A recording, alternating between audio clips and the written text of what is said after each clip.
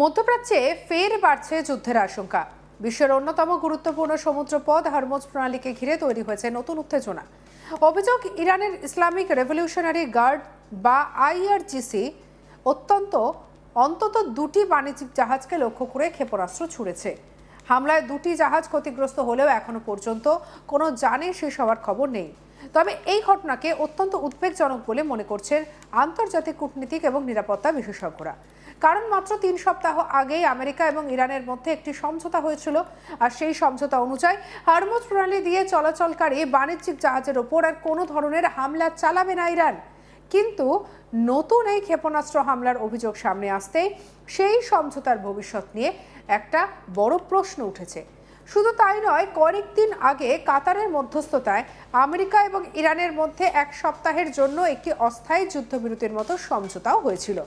সেই সময় দুই দেশই হরমুজ প্রণালীতে কোনো ধরনের সামরিক হামলা থেকে বিরত থাকার প্রতিশ্রুতি দিয়েছিল। কিন্তু সেই চুক্তির মেয়াদ শেষ হওয়ার পরপরই আবার হামলায় অভিযোগ সামনে এসেছে। ফলে পরিস্থিতি যে দ্রুত জটিল হয়ে উঠছে তা বলাই যায়। এই ঘটনার পর আমেরিকার প্রেসিডেন্ট ডোনাল্ড ট্রাম্পও কড়া প্রতিক্রিয়া দিয়েছেন। ট্রাম্প বলেন, আমেরিকা ইরানকে 1 সপ্তাহের জন্য ছাড় দিয়েছিল। তার ভাষায়, আমরা মানবিক কারণেই ওদের 1 সপ্তাহ সময় দিয়েছিলাম। ট্রাম্পের এই মন্তব্য ঘিরেও নতুন করে বিতর্ক সৃষ্টি হয়েছে। প্রসঙ্গত, সম্প্রতি আমেরিকা এবং ইসরায়েলের যৌথ সামরিক অভিযানে নিহত হন ইরানের সর্বোচ্চ নেতা আয়াতুল্লাহ আলী খামেনি। আর সেই ঘটনার পর রাষ্ট্রীয় মর্যাদায় তার শেষকৃত্যের জন্যই আমেরিকা নাকি সাময়িকভাবে সামরিক পদক্ষেপ স্থগিত রেখেছিল বলে দাবি করেন ট্রাম্প। তবে পরিস্থিতি আরও উদ্বেগজনক হয়ে ওঠে মঙ্গলবার ভোরে। ব্রিটিশ সেনাবাহিনীর পক্ষ থেকে জানানো হয়, ওমান উপকূলের কাছে হরমুজ প্রণালী দিয়ে যাতায়াতের সময় একটি তেলবাহী ট্যাঙ্কার অজ্ঞাত পরিচয়ের একটি প্রজেক্টাইলে আঘাত লাগার পরই জাহাজটিতে আগুন লেগে যায়। ঘটনাটি ঘটে ওমানের লিমা উপকূলের কাছে।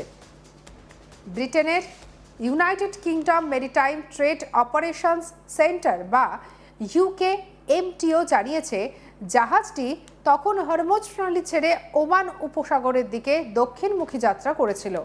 ঠিক সেই সময় জাহাজটির বাম দিক থেকে অজ্ঞাত বস্তু এসে আঘাত করে, আর এরপরেই আগুন ছড়িয়ে পড়ে।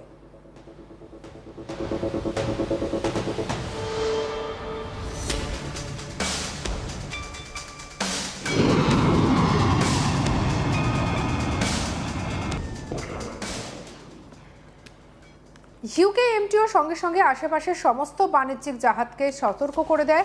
তাদের পক্ষ থেকে জানানো হয়, হরমুজ প্রণালী দিয়ে চলাচলের সময় সর্বোচ্চ সতর্কতা অবলম্বন করতে হবে। কোনো সন্দেহজনক গতিবিধি চোখে পড়লেই তা অবিলম্বে সংশ্লিষ্ট কর্তৃপক্ষকে জানাতে হয়েছে। যদিও ব্রিটিশ সামরিক বাহিনী জানিয়েছে, এই হামলায় কোনো তেল ছড়িয়ে পড়েনি এবং পরিবেশগত ক্ষতির কোনো খবর মেলেনি। পাশাপাশি জাহাজের সমস্ত কর্মী নিরাপদ রয়েছেন বলেও জানানো হয়েছে। তবে কে বা কারা এই হামলা চালিয়েছে তা এখনো পর্যন্ত নিশ্চিতভাবে জানা যায়নি। কোনো সংগঠন এখনো পর্যন্ত হামলার দায় স্বীকার করেনি। অন্যদিকে ইরানের রাষ্ট্রীয় টেলিভিশন ভিন্ন দাবি করেছে। তাদের বক্তব্য, কাতার থেকে তরল প্রাকৃতিক গ্যাস বা LNG বহনকারী একটি জাহাজকে লক্ষ্য করে ব্যবস্থা নেওয়া হয়েছে, কারণ ওই জাহাজ নাকি বারবার সতর্ক করার পরও নির্দেশ মানেনি। যদিও এই দাবির স্বাধীনভাবে কোনো আন্তর্জাতিক চিহ্নিতকরণ এখনো পাওয়া যায়নি। এদিকে আমেরিকার একটি উচ্চপদস্থ কর্মকর্তার বরাত দিয়ে প্রকাশিত প্রতিবেদনে বলা হয়েছে, ওয়াশিংটন এই ঘটনাকে অত্যন্ত গুরুত্বের সঙ্গে দেখছে। হামলার জবাব হিসেবে আমেরিকা পাল্টা পদক্ষেপ নিতে পারে বলে জল্পনা তৈরি হয়েছে।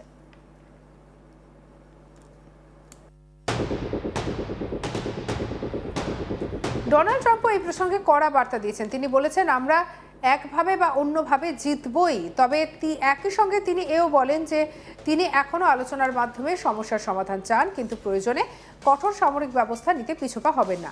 ট্রাম্পের কথায়, প্রয়োজন হলে আমরা মাত্র 1 ঘন্টার মধ্যেই ওদের সেতুগুলো ধ্বংস করে দিতে পারি। ট্রাম্পের এই মন্তব্যের পর আন্তর্জাতিক মহলে নতুন করে উদ্বেগ বেড়েছে। কারণ মধ্যপ্রাচ্যে উত্তেজনা আরও বাড়লে শুধু দুই নেতার সংঘাতই নয়, তার প্রভাব পড়বে গোটা বিশ্বের অর্থনীতিতে। ইতিমধ্যেই ট্রাম্প বলেছেন, ইরানের পারমাণবিক অস্ত্র থাকতে পারবে না। আমি শাসন ব্যবস্থার পরিবর্তন চাইছি না, যদিও এটা এক ধরনের শাসন ব্যবস্থার পরিবর্তন। প্রথম শাসন ব্যবস্থা চলে গিয়েছে, দ্বিতীয় শাসন ব্যবস্থাও চলে গিয়েছে, এবং আমি মনে করি তৃতীয় শাসন ব্যবস্থা আরও যুক্তিসঙ্গত। কিন্তু আমরা তাদের 150টি জাহাজকে সম্পূর্ণ ধ্বংস করে দিয়েছি, আর 159টি জাহাজ ছিল। প্রতিটি জাহাজ এখন সমুদ্রের তলদেশে। কি বলছেন ট্রাম্প, শুনবো।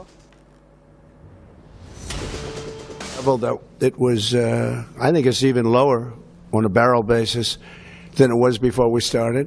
We've gotten concessions. Now they have to hold those concessions, but there'll be no nuclear weapon. We're going to be getting the, as I call it, dust, the enriched material, nuclear dust, I call it. Seems to have taken off, but it's enriched material. We're getting it. We're getting it.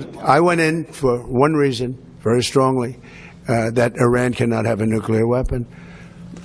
I'm not looking for regime change, although this is regime change. The first regime is gone. The second regime is gone. And I think the third regime is more reasonable, but we'll find out. But we've destroyed their, as you know, completely destroyed 150. They had 159 ships. Every single ship is at the bottom of the sea. We've completely destroyed. They don't have one airplane. They don't have radar. You know, one of the reasons we kept the oil down, because a lot of people said, Kevin, and a lot of people were saying that oil could go to $300, $350 a barrel. But one of the reasons that prediction wasn't right is we were taking out on average of 10, but sometimes less, sometimes more. 3 weeks ago, we had a night, 22 ships came out of the Strait, and the famous Strait of Hormuz, nobody ever heard of, but that is some big money machine, I'll tell you what. When you look at the numbers, Michael, that makes everything look small. No, wait. And we took out so much oil that people didn't know, and it was only took a month and a half they finally found out. They had no radar because their radar was destroyed. So we took them out late at night with no lights, with no nothing. And our great Navy, which did the greatest blockade anyone's ever seen, not one ship got through in 2 months. And we then freed up the blockade because we're close to maybe making a deal. I don't know. We'll make either. Look, we're going to win one way or the other. We're either going to make a deal or we're going to finish the job. Okay? And it won't be tough to finish the job. I'd rather make a deal because I don't want to affect 91 million people. We can knock down their bridges in 1 hour. We can knock out their energy supply, all of those big plants that they built, big, beautiful, modern plants. They had a lot of money. They don't have any money now. We haven't given them any money. But we can knock out their electricity and power generating plants in, I would say, a small part of an afternoon. Every plant will be gone. And they know that. They know that. Look, oil is now at a level. প্রসঙ্গত, Hormuz প্রণালীকে বলা হয় বিশ্বের সবথেকে গুরুত্বপূর্ণ সামুদ্রিক বাণিজ্য পথগুলোর একটি। প্রতিদিন বিপুল পরিমাণে অপরিশোধিত তেল এখান দিয়ে পরিবহন করা হয়, যার ফলে এই জলপথ অত্যন্ত গুরুত্বপূর্ণ। আপনাদের কি মতামত জানাতে ভুলবেন না। সাবস্ক্রাইব করুন আজ তাক বাংলাকে।